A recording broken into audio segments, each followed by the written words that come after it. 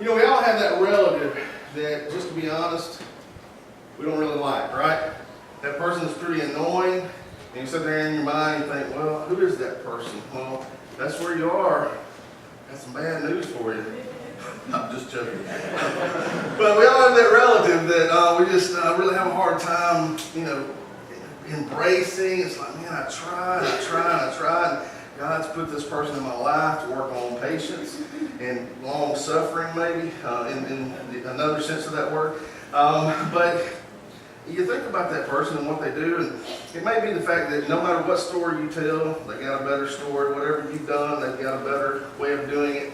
I know for me, it's a cousin of mine, and they get these kids, and these kids can do everything better than anyone else. We're just over at my grandmother's the other day, and they were out there, and we were, you know, talking about stuff. She's like, just look how smart she is. Look how smart she is. And airplane comes over, and she said, oh, look, airplane. And she said, oh, look, she said airplane. And I just got fed up with it. I said, you know what? I'm tired of this. I said, she should have said the airplane. She's 14. I heard that from Jeff Foxworthy. So I wanted to say that this morning to get started, because the whole idea is there's a natural progression, right? I mean, when you see a child that's 14 years old, they're not doing some of the things they were doing at 1 or 2. And you look at the church, and so many times we see people who are in the church, and they've been Christians for 14 years old in Christ, and some of those people are still where they were at 1 or 2 years old in Jesus. The whole idea is, folks, we got to be in this thing, and we got to be growing, and we got to be doing what we can to see as each year passes by, each month, each day passes by, I'm doing something that's allowing me to get to a greater level. I'm doing more. I'm laying down my life in a greater way. I'm giving to the church, giving to God in a greater way. There's so many things that we can look at in our lives, and we've got to understand that there are stages, progressions to this Christian life that we're involved in. So as we see that and we understand that, we also have to understand that there's the same is the case with a church. And there's a natural progression. And we are almost 2 years here, and we've been able to do a lot of good things. We've had a foundation laid, and there have been people who've come in who said, hey, you know what? I'll do a Bible hour. Hey, I'll serve as a greeter. Hey, I'll get this ministry going. And we've had so many people come in and help and establish a foundation for us, and we've been able to build on that first phase. But now, as a church, we're maturing. We've got the foundation laid, and what's ready to do? What are we ready to do now? We're ready to build, right? So as we move on to that second phase in our progression, we need to really talk about some things. We need to look at what we're all about, and we need to make sure that we are plugging more people in to our mission and our movement for Jesus Christ here in Rome, Georgia. As we said from the beginning, our mission is very simple. It is to be like Jesus and lead others to be like Jesus. We follow a simple church pattern. We ask people to come in. We emphasize the 3 S's. Be here on Sunday, be in a small group, and serve in some way. And we say, hey, what can I do to get involved? Once again, it's as simple as 1, 2, 3. Go through the Church at Rome 1, 2, 3 classes. What's that going to help you do? It's going to help you see where you are in your walk with Jesus. If you need to make a greater commitment to Him, it's going to help you identify your talents. And then when you identify your talents, it's going to help you get plugged into a ministry where you can use your talents in a way where they'll glorify God. So, as we've said that, and we're talking about moving on to this next phase, I want to talk to us today about living out our mission. Moving from being like Jesus to helping others be like Jesus. Now, we're going to start a series 2 weeks from today, and it's called How to Neighbor. And that's going to help us a lot with helping us to understand what we can do to reach out to someone, to love them, to help them. I'm not talking about the neighbor in the sense of someone you come into contact with, but talking about the people that live across the street from you, next door to you. What can I do to get into their lives and help them understand what Jesus is all about? So if we are to live on mission, talking to our neighbor, talking to our friends, talking to our coworker every day, what does that make us? Missionaries, right? So that's what the lesson is all about today. I am a missionary. A life interrupted, or an interrupted life, I am a missionary. And folks, we do a lot of things that are very beneficial, I believe. We're going to do some stuff. We're going to build a well this year. We'll have our water Sunday like we did last year, and we'll take up money and we'll be able to send that to Haiti or to Africa and build a well there. We're going to have some involvement in some international works and some national works. But the majority of our focus is going to be on Rome, Georgia, on doing what we can right here in our city. Because there's a ton of work that can be done here. I mean, it's great to do stuff in Africa and in Russia, wherever it might be in the world, but it's also good to step out your front door and to be able to help people here who are in need. Missional. That's a term we hear a lot in the religious world today. That term simply means sent. I mean, you think about the great what? Co-mission. Mission means go. And if you look at this thing, you say, well, I don't really know anyone. I don't really know where I'm going. And if you will open your heart and you will see what we can involve you in here, I guarantee you'll start to know some people. The neighboring series, once again, I don't know anyone. That's going to open our eyes to some people who are right here, right in front of us that maybe we didn't realize were there all along. So this idea this morning, that's what I want you to go with. The idea of the Great Commission, of me being a missionary, me going into my workplace, me going into my community, me going into wherever it is that God sends me on mission to live for Him, to point others to Him. Now you think about the God that we serve for just a moment. Our God goes. He's always gone. You think about the garden. What did He do? He went to the garden to be with Adam and Eve. You think about our God going into the world as the Messiah. And you think about when we are baptized into Christ, the Holy Spirit, that form of God, goes into us, lives there for the entire time that we're here on earth. As people in pursuit of God, we must go.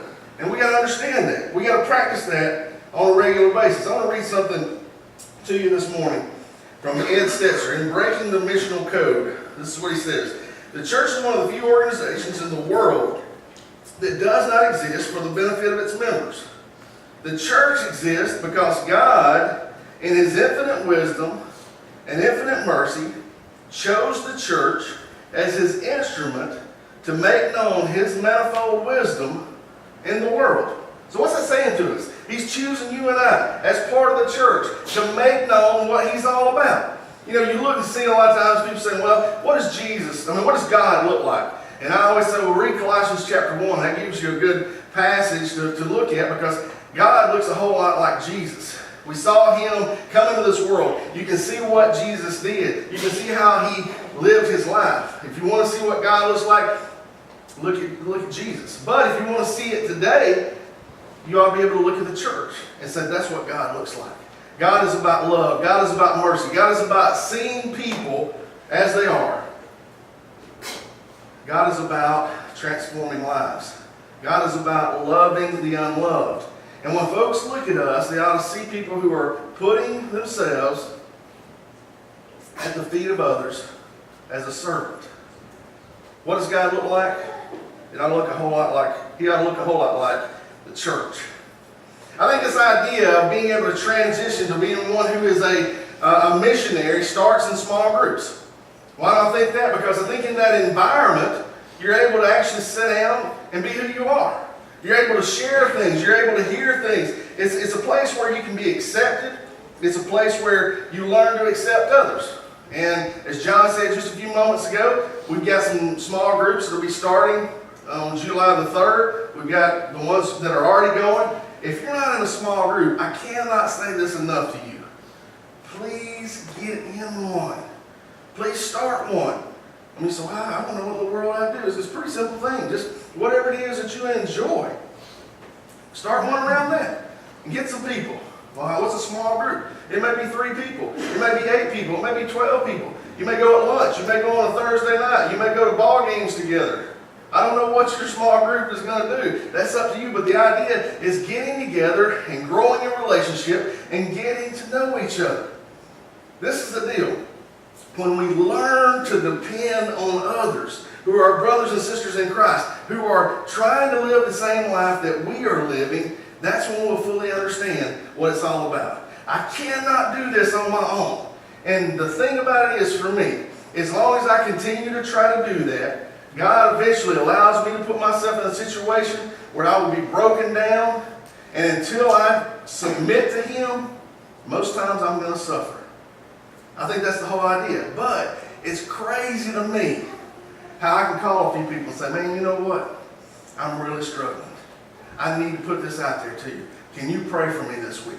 A couple weeks ago, I put it on Facebook. I said, man, this is where I've been for like a month. The devil's been kicking my tail like crazy. I had like 100 and some people say, hey, I want to pray for you. And I had some people call me and tell me, hey man, I want to check up on you. I've been praying for you this week. You know how much better I felt in the last couple of weeks? And I attribute that to prayer. I mean, there's nothing changed. I mean, life's still, pretty good pace going on. There's still a lot of stuff going on, still things that I get stressed out about. But I'm able to handle it in a better way. Why? Because I turned to other people. I allowed them to help share my burden. I said, please help me give this burden over to Jesus. Folks, we've got to understand that. We're here for each other. So I think this idea becomes very apparent to us in small groups. 1 Thessalonians chapter 2 says this, as apostles of Christ, we certainly had a right to make some demands of you. But instead, we were like children among you. Or we were like a mother feeding and caring for her own children. Look at this verse 8. This is super important right here. We love you so much that we share with you not only God's good news, but what? Our own lives too. This is what we're about. This is who we are. I tell people all the time, when you're doing something for God, don't ever go by yourself. Take someone with you. If you're going to visit someone, if you're going to take a bag of groceries to someone, if you're doing something to serve, take someone with you. Why? Because that person may not know how to do what it is that you're doing. And you can learn from that. I say this all the time. Richard O'Connor, my mentor, I cannot tell you how many times this guy took me along, showed me how to visit, showed me how to have a Bible study, showed me how to go to the hospital and what to say in certain situations, what not to say in certain situations. And he was always good about it, always encouraging about it. He said, no, be careful. He said, I've been in hospital rooms before. Somebody going there and say, hey, you know what? It's not bad. It's just really bad sinus infection. So they put me in here for a couple of days with this IV in me, and it'll get the medicine in my body a little bit faster, and I'll be able to get out of here in maybe 2 or 3 days. And somebody would say, well, you know what, man, I'll be careful about that, because my cousin just died from that same thing. What? Are you kidding me? That's what I want to hear. Yes, sir. Thanks for coming. Don't ever come back, okay? But he taught me those things, what to say, what not to say, and I just learned as I went along. And you have something that God has given you, a blessing, a way of doing things. You have a certain nature about you. And when you go and you do what you do, when you bring somebody along with you, they're learning, just by observing what you're doing. This one thing that Jen Hatmaker said in this book that we've been kind of looking at. Church must not be the goal of the gospel anymore. Amen. Church should not be the focus of our efforts or the banner we hold up to explain what we're about. Church should be what ends up happening as a natural response to people wanting to follow us, be with us, and be like us as we are following the way of Jesus. I mean, people ought to be here on Sunday because of what we're doing on Monday. On Tuesday, hey, how did you get to know this person? Well, I actually got to know because we were serving and they came and served alongside of us. And now they're at church with you. I mean, the people who are coming here should be attracted to us. Why? Because of our love. Our love for God. Our love for others. John 13 says they will know you by what? Your love for one another. We've looked at some stuff over the course of this series and talked about, and as we do that, people will come. When we share our lives, when we become the servants that God has called us to be, over a month or a year, this place is going to grow. This church is going to grow. This body, the Sunday morning service is going to grow. Why? Because people are attracted to folks who are really living out their faith. Who are really saying, hey, you know what? This is not just something I do because this is the South. This is kind of what's expected of me. It's what Granddad did, what Grandma did. No, I'm living out what I believe Jesus wants me to do. but we must make a friend before we can make a disciple. I've been going up there at the youth center on Wednesday nights. And we got a good group of young people coming. But a lot of the young people that are coming are some of those who are associated with Main Elementary.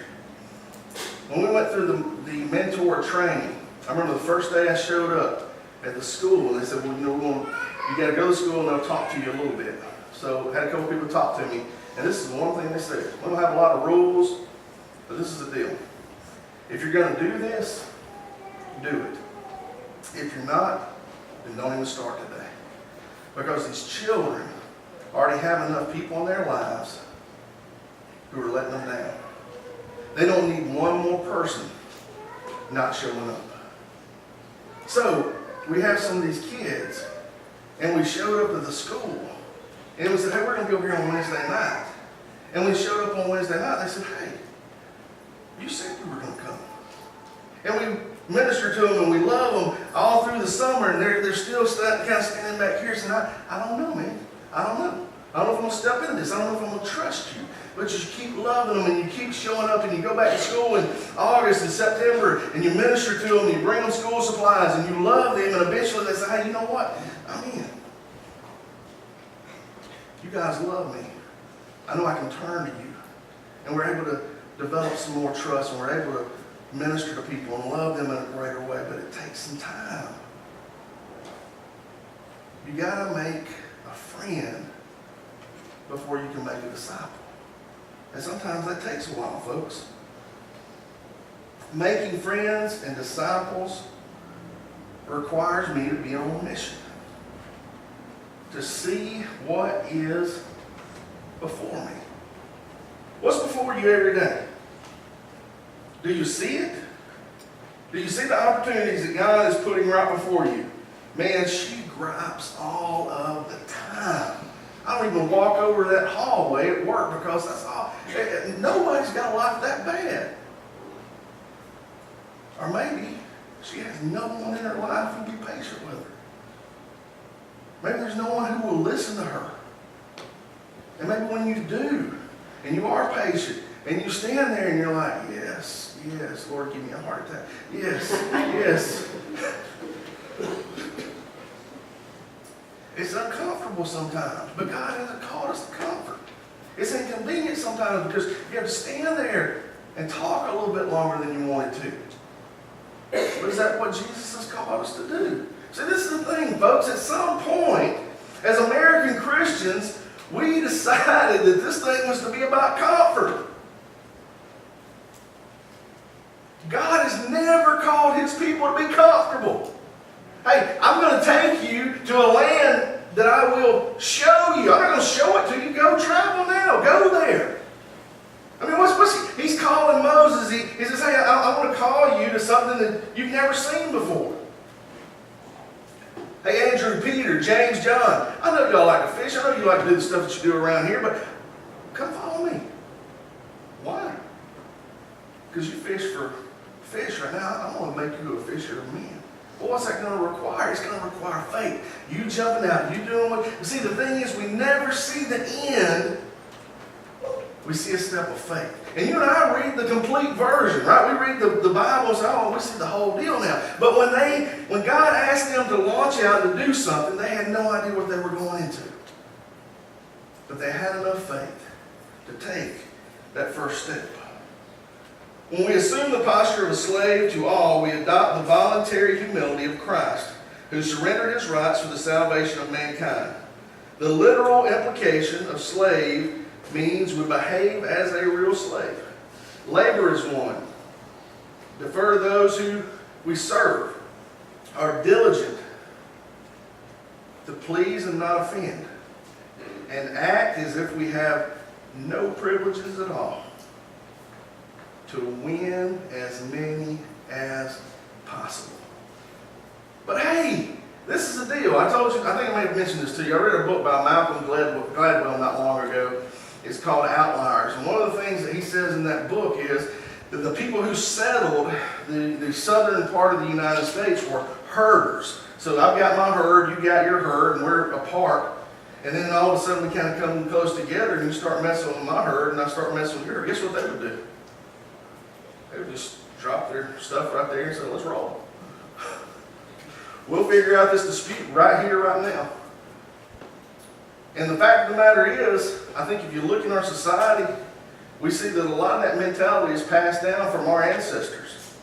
We are people who do not want to be what? Disrespected. And you cut me off in traffic, you disrespect me. You don't give me the service that I deserve when I go into a store, you disrespect me. You yell at me, raise your voice, you disrespect me. So what am I going to do?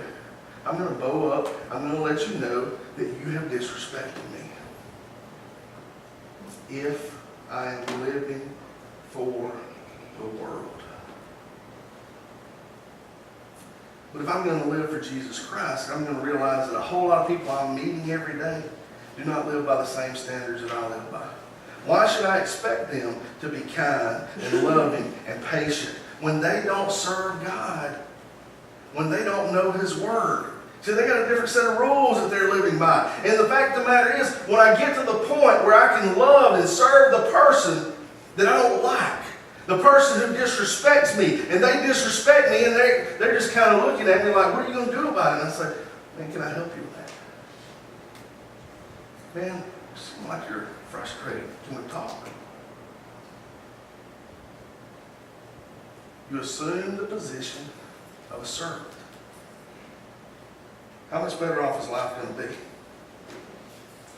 Paul presented the most superior posture we can assume. I am your slave. What if your neighbor came to understand that you wanted to be his servant? How would my colleagues soften to the gospel if I set my agenda aside and became her constant slave? How would our communities be transformed if our churches became servants to our cities? If at every turn believers labored for others as if they were our masters, we could not be ignored for long. You ever had anybody that you didn't like do something really nice for you? It's hard to not like that person anymore, right?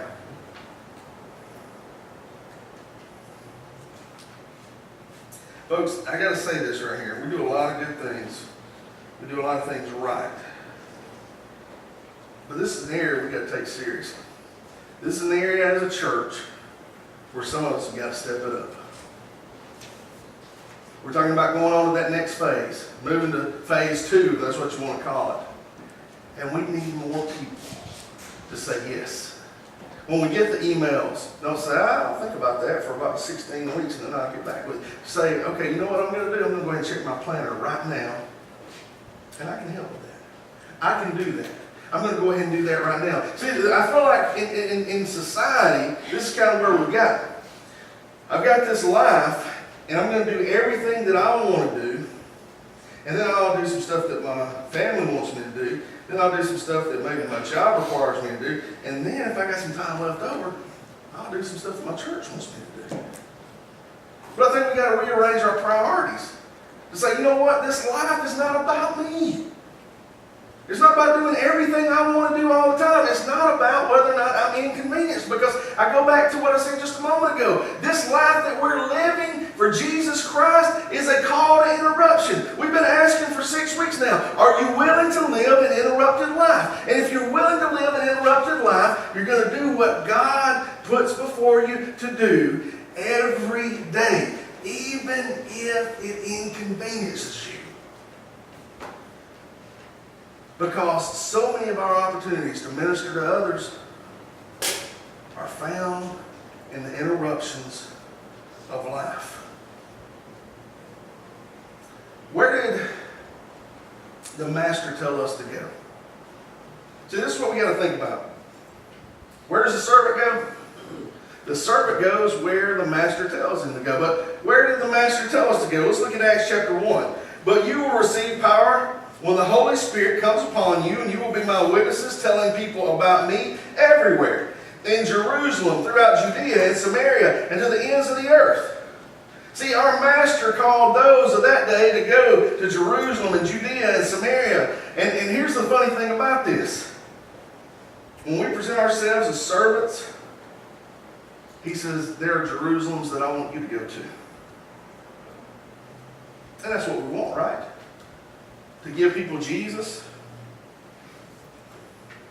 1 Corinthians chapter 9 says this, though I am free and belong to no one, I have made myself a slave to everyone, to win as many as possible. To the Jews I became like a Jew to win the Jews.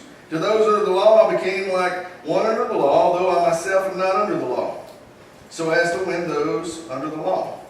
To those not having the law I became like one not having the law, though I am not free from God's law, but am under Christ's law, so as to win those having the law. To the weak I became weak to win the weak. I have become all things to all people, so that by all possible means I might save some.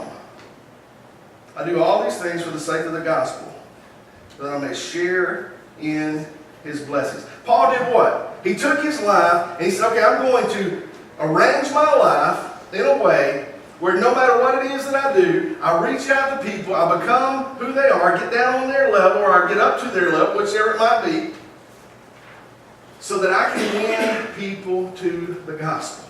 Are you willing to be so uncomfortable that you go up or down or wherever it is that people are so that you can win them to Jesus Christ? Let's talk about this for a minute. We must be present in the lives of those people who are outside the economic group we're in. We must be present in the lives of those people who are outside the racial groups that we are a part of, if we are going to become what we've said we want to become as the church at Rome.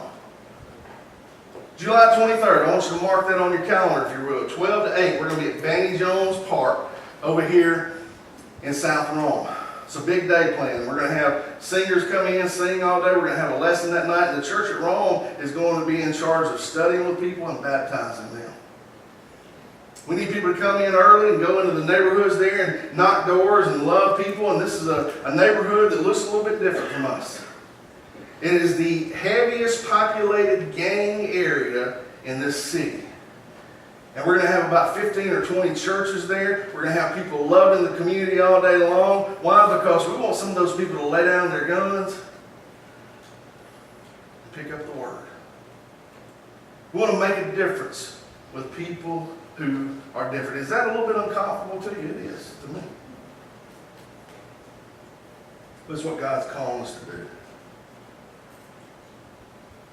I look at some of the good jobs we've done of stretching ourselves, at, taking the Bible and looking at it for ourselves and saying, okay, hey, this is what I think the Bible says to me. I think we've done a lot of good things as a church, along those lines of looking at our ladies and say, okay, we're going to involve them in greater ways. We've opened ourselves to some projects with some of our friends here in town who are a little bit different than us, who maybe worship a little bit different than us. We've changed the way that we do some things here on Sunday morning, offering freedom to people to be able to worship God in the way that they feel like they should. I was listening to a DJ the other day on a Christian radio show, and this person's fairly famous. Knows a lot of people. But this kind of struck me. You know what she said? The reality is, I looked at my life lately. I have no friends. When she's on the radio, it's a national broadcast. And she goes places, people ask her for an autograph, have a picture made with her. She said, I've looked at my life, I realize I have no friends. And what I want to say to us today is, that people are saying directly or indirectly to you, I have no friends. I need someone. And Martin Luther King Jr. said a long time ago, riots are the voice of the unheard. And you say, well, why are people participating in violence? Why do people do this? Why do people, why do young men and young ladies reach out and live a promiscuous life? Because mom and dad aren't paying a whole lot of attention to them at home. You go over this thing again and again and again and again, and we see that problems are the result of people not getting the proper attention that they need. How many people can we help? How many people can we reach out to and enjoy good, genuine relationships with? Because people want to be known.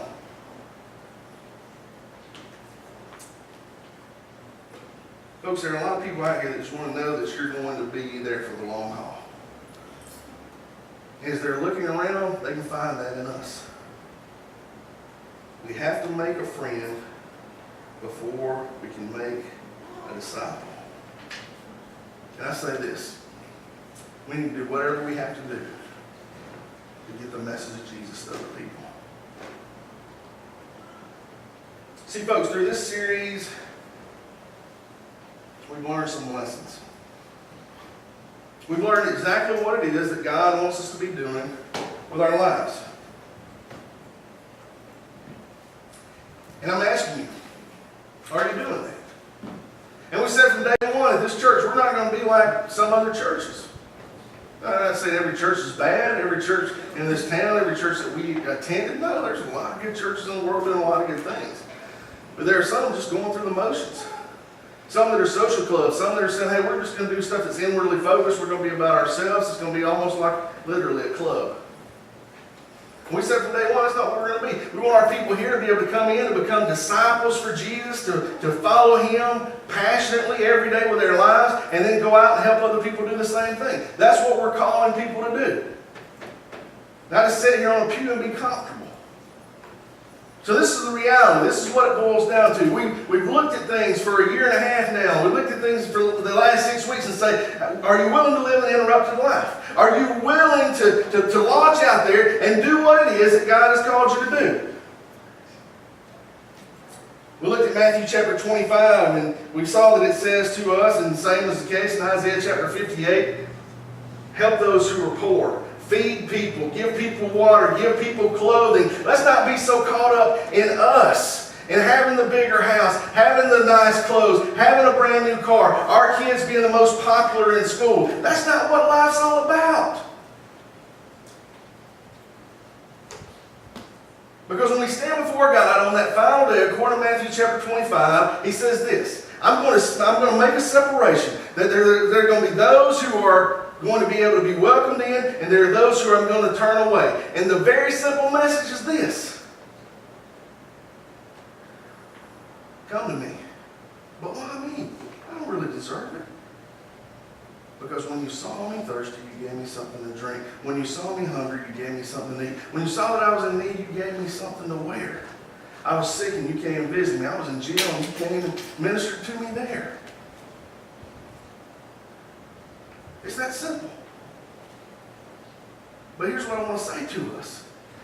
When we realize what we are supposed to do, when we're called to that, when we are convicted of it, and we know without a doubt that that is what we are to be modeling our lives around, to be saying, okay, this is what I'm going to form my life around, these principles, we have a choice to make. Obedience or blatant disobedience. Two choices. We can walk through life, be halfway, do this thing, play at it a little bit, and disobey. Or we can sell out for God.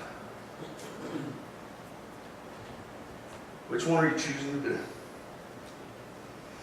If we've been in church for years, yet aren't full, are we really hungry for more knowledge? In our busy lives, do we really need another program or an event? Do we really need to be fed more of the Word? Are we simply undernourished from an absence of the living Word? Maybe we love God, but are we loving others? If our faith is about us, then we are not just hungry, our spirits are starving. The result? We church hop or never go because they're not providing enough. Maybe we spend too much attention on ourselves instead of becoming a people on mission. In Ephesians chapter 4, Paul wrote that if we prepare ourselves for works of service, we will become mature, complete, perfected, and not lacking in anything. Isn't that what we're looking for? It's hard to grasp. It's a paradox. But those who've experienced it can testify to it. In John 13, Jesus said, I have set an example that you should do as I have done for you. Very truly, I tell you, no servant is greater than his master, nor is a messenger greater than the one who sent him. Now that you know these things, you will be blessed if you do them. And folks, folks, I wanted to preach this series of lessons because I thought it would be of great benefit to us. But I also wanted to show us something. And that is, we look at this and say, well, I'm going to have to make a lot of adjustments. Yeah, maybe so, but let me encourage you by saying this. It's not that hard. It's not real hard to do what God has called us to do. About 3 or 4 weeks ago, me and Kristen and Travis and Deborah went down to Passion City Church. And Louis Giglio preached a lesson that was very similar to what we're talking about in this series. As a matter of fact, when we were leaving, Deb said, y'all been getting together and writing these lessons together. But he showed this illustration. I said, I want to show this. I said, I'm going to use that illustration. It's not hard to do this. You see, I'm not very skilled. I'm not very gifted. I'm going to try really, really hard today to do this. So you don't pray, say, maybe say a little prayer for me right here. It would be a difficult task. But God is saying, okay, I just want you to do what you can. That's right before you.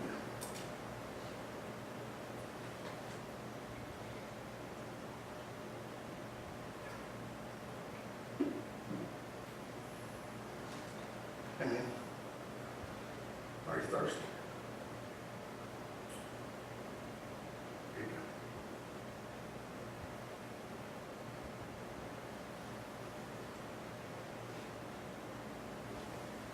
Can you do that?